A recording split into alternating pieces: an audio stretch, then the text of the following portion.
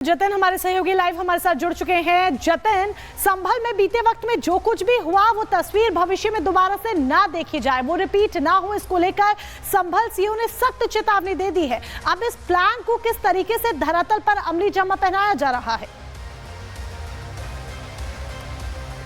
बिल्कुल, देखिए ये प्लान तैयार है और इसको लेकर अमन कमेटी की बैठक, पीस कमेटी की बैठक लगातार जारी है। अब से थोड़ी देर पहले एसपी संभल खुद आए थे, उनसे भी हमने बात की। बताया उन्होंने कि 7 कंपनी पीएसी की इस दौरान पूरे संभल में तैनात कर दी गई है और तस्वीरें आप देखेंगे कि आज जुमे की नमाज भी है, तो नमाजी नमाज अदा करने के लिए शाही जामा मस्जिद यहाँ पर पहुँच रहे हैं। लेकिन कल जो बैठक की गई पीस कमेटी की, अमन कमेटी की, उसमें यह तय कर लिया गया कि जुम्मा जो कि अगला होली वाले दिन पढ़ने वाला है, उसकी नमाज 2:30 बजे अदा की जाएगी और उसको लेकर अमन कमेटी और पीस कमेटी के लोगों की सहमति भी साफ तौर पर हुई है और उसी को देखते हुए आगे का पूरा जो रोड मैप है उसको तैयार करेंगे। हालांकि नमाज के बाद जब नमाजी बाहर निकलेंगे तो अब हम उनसे बात करने की भी कोशिश करेंगे, क्योंकि अभी नमाज का समय तकरीबन 1:40 पर जो नमाज है वो अदा साफ तौर पर की जाएगी। लेकिन पुलिस अपनी तरफ से अलर्ट है, पुलिस अपनी तरफ से तैयार है। जो रोड मैप है, प्लानिंग है, उसको पुख्ता किया गया और उस प्लानिंग के चलते ये बताया गया है कि नमाज 2:30 बजे के बाद अदा की जाएगी, जो कि 14 तारीख को होगी, होली वाले दिन होगी और जुम्मा उस दिन रमजान का दूसरा जुम्मा होगा।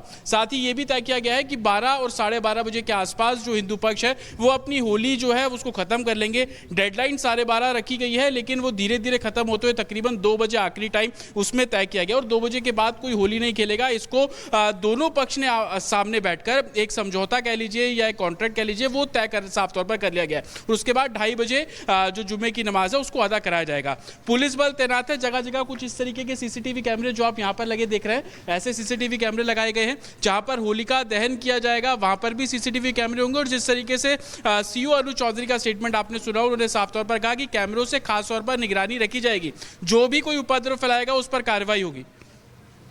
बिल्कुल सख्त कार्रवाई की बात यहां पर कही जा रही है। चले जाते हैं, जुड़ने के लिए और तमाम जानकारी के लिए धन्यवाद आपका।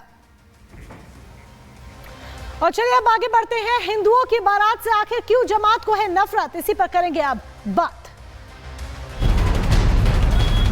आज गांव सैदपुर थाना तितावी में एक बारात आई थी। यहाँ पे एक दूसरे पक्ष के साथ वाद विवाद हुआ है, मारपीट हुई है, कई लोग इसमें घायल हुए हैं। पीड़ित पक्ष से तहरीर प्राप्त कर इसमें बहुत ही एक सख्त धाराओं में से मुकदमा पंजीकृत किया जाएगा।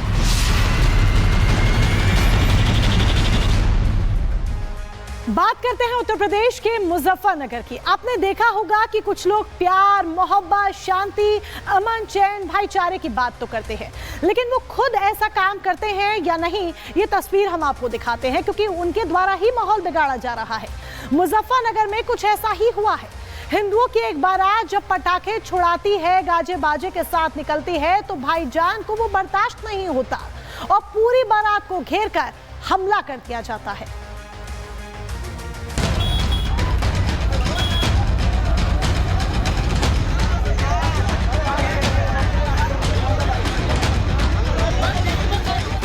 कुछ लोगों के दिमाग में कट्टरपंथ का जहर इतना भरा होता है कि दिवाली होती है तो उसका विरोध करते हैं। रामनवमी की शोभा यात्रा निकलती है तो उस पर पथराव करते हैं और मुजफ्फरनगर में तो हद ही हो गई।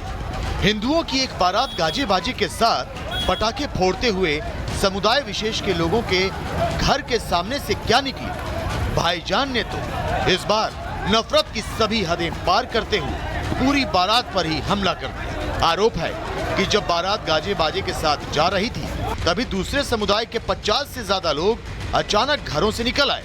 इन लोगों के पास लाठी डंडे थे। अचानक दूसरे समुदाय के लोगों ने पूरी बारात को घेर लिया और नाचते गाते जा रहे लोगों को घेर कर मारा।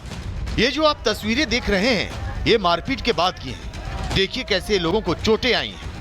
आधा दर्जन बाराती घायल हो गए, लेकिन जिनके दिमाग में जहर भरा है उन्हें क्या, उन्हें तो हर चीज से दिक्कत होने लगती है।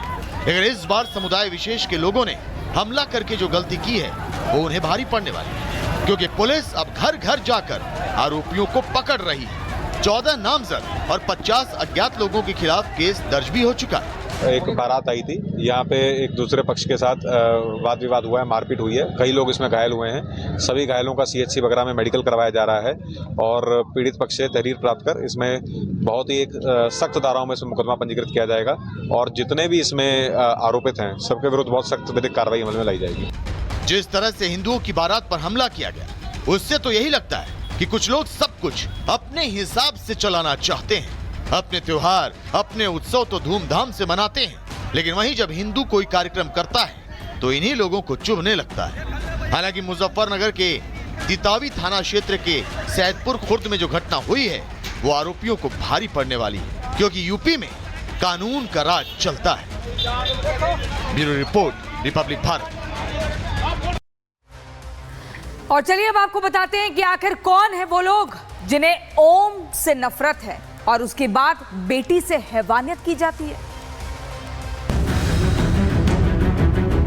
ये एक नाबालिग लड़की है, तो उसको 4 लोग जबरदस्ती लेके गए एवं उसके साथ बलात्कार किया। एक अभी को पकड़ लिया गया है। तो चलिए बात करते हैं मुरादाबाद की। उत्तर प्रदेश के मुरादाबाद में 14 साल की एक दलित बच्ची के साथ गैंगरेप की घटना और उसके बाद तेजाब कांड ने पूरे देश को हिलाकर रख दिया है। सलमान, जुबैर, आरिफ और राशिद ने पहले तो दलित बच्ची को अगवा करके 2 महीने तक उसके साथ गैंगरेप करते रहे। और तो और बच्ची के हाथ में ओम का एक निशान था, उसे देखकर तेजाब डालकर मिटा दिया। क्या कुछ और आगे हुआ, इस रिपोर्ट को देखिए।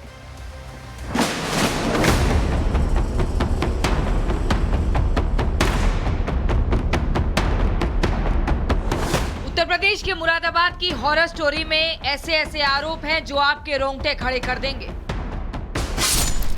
आरोप नंबर 1, लड़की का सलमान, जुबैर, आरिफ और राशिद ने अपहरण किया।